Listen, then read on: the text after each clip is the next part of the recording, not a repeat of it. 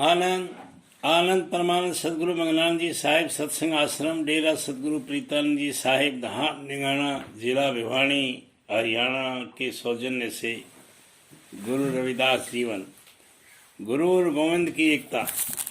परमात्मा का साक्षात्कार करने के लिए किसी देहधारी पूरे गुरु या पूर्ण संत की आवश्यकता क्यों होती है, इसे समझने के लिए इस बात को भली भांति मन में बैठा लेना जरूरी है कि पूर्ण संत या सच्चे गुरु परमात्मा के व्यक्त रूप होते हैं। सच्चे गुरु और परमात्मा के बीच कोई अंतर नहीं होता।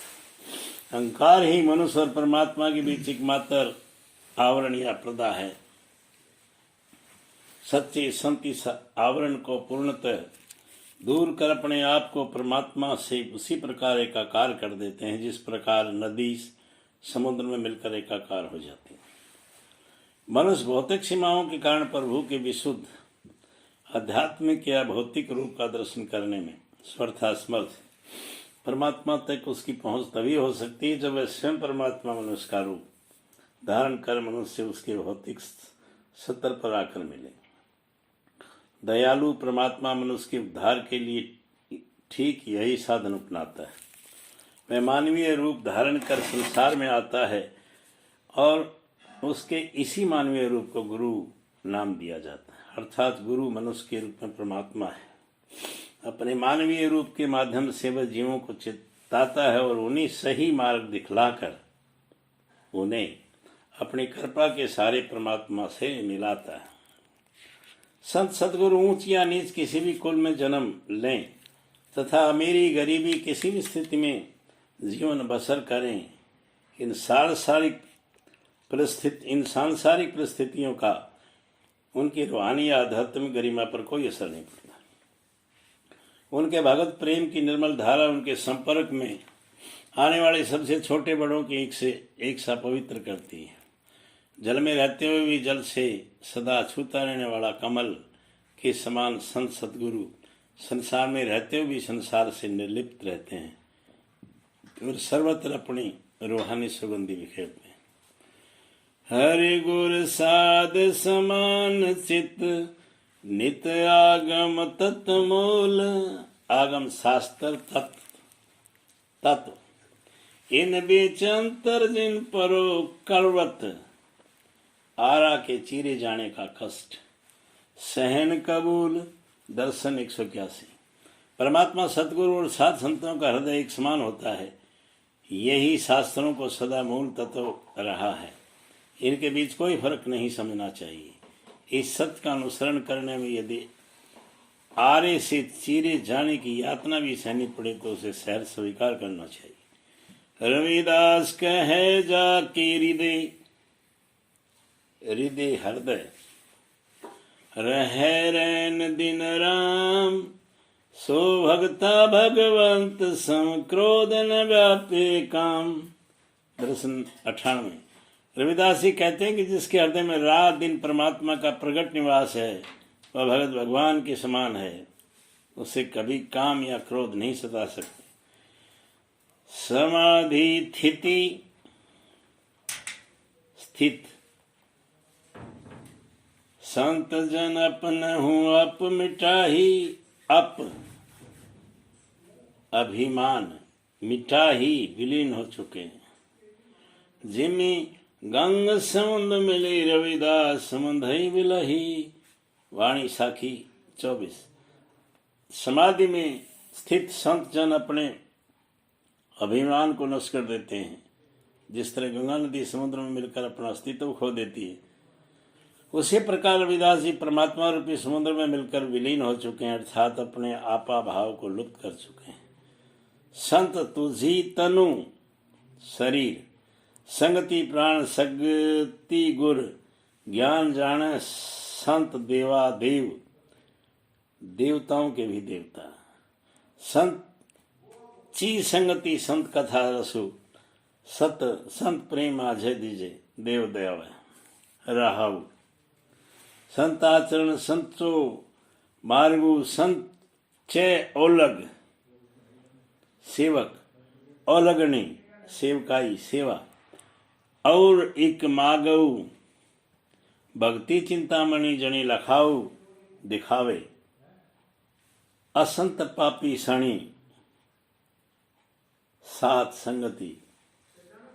रविदास बने जो जाने सो जानू, संत अंततः ही अंत परमात्मा अंतरु नाही। श्री आदि ग्रंथ पुरस् 486 वाणी 132।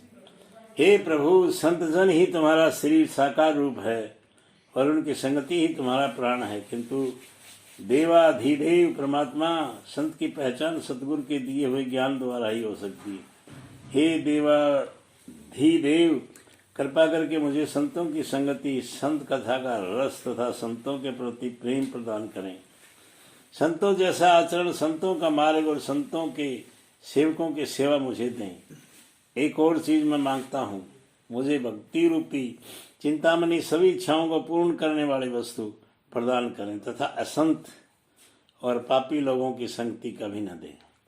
रविदास जी कहते हैं कि सच्चा जानकर ज्ञानी वही है जो ये जानता है कि संत और परमात्मा में कोई अंतर नहीं है। जेहि कुल साधु बसनो प्रभु भगत, होई बरन बरन अच्छी या बुरी जाति, रंग को गरीब नहीं इसरू,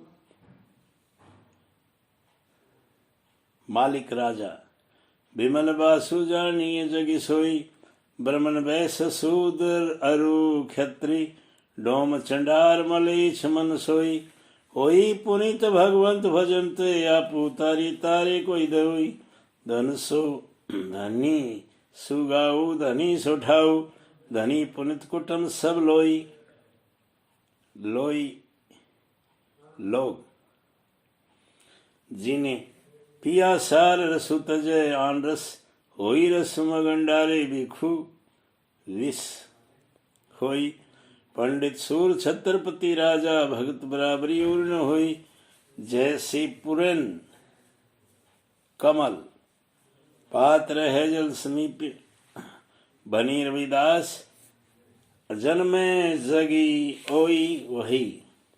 श्री आदि ग्रंथ पुरुष 858 वाणी 128।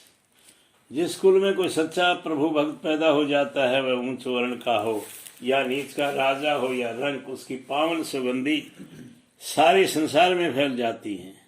ब्राह्मण, अक्षत्री, वैश्य, शूद्र, डोम, चंडाल या मलेच्छ, अपवित्र मन वाला कोई भी व्यक्ति क्यों न हो, वह परमात्मा के भोजन से पवित्र हो जाता है।